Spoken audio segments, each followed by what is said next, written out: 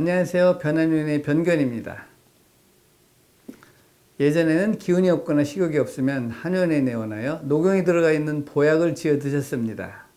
한의원에서도 증상에 맞게 조제한 한약에 녹용을 가미하여 한약을 지어 드렸고, 효과를 보신 후 해마다 보약을 지어 드셨는데 요즘은 이런 분들이 극히 드뭅니다. 이유가 무엇일까요?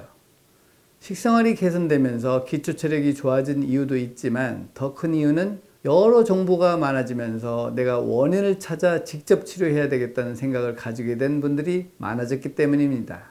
즉, 세상이 바뀌면서 사람들의 생각이 많이 바뀐 것이죠.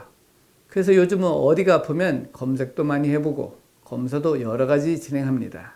보통 혈액검사, 대변검사, 소변검사, 위내시경검사, 장내시경검사, 엑스레이, MRI, CT 검사 등 여러 가지 기기를 통하여 검사를 하는데, 이런 여러 가지 검사를 하고도 정확한 원인을 찾지 못해 여러 병원과 한의원을 전전하는 환자분들이 많습니다.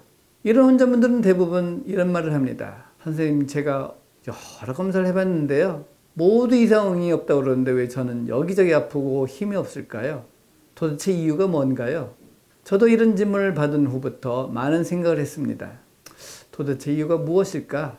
그리고 정답을 찾게 되었습니다. 예를 들어 우리가 나무의 상태를 볼 때 눈에 보이는 줄기와 잎만 봅니다. 사실 나무에서 제일 중요한 부분은 눈에 보이지 않는 뿌리인데도 말이죠. 어쩔 수가 없는 것입니다. 나무를 뽑지 않는 이상 우리 눈으로는 확인할 수 없으니까요. 이처럼 직접 눈으로 확인할 수 있는 검사로 특별한 이상을 찾을 수 없는 분들은 전혀 다른 관점으로 내 병을 진단하셔야 합니다. 겉에 보이는 증상만으로 판단하지 말고 보이지 않지만 우리 몸 안에서 가장 중요한 역할을 하고 있는 균이나 세포, 신경도 살펴보셔야 하는 것입니다.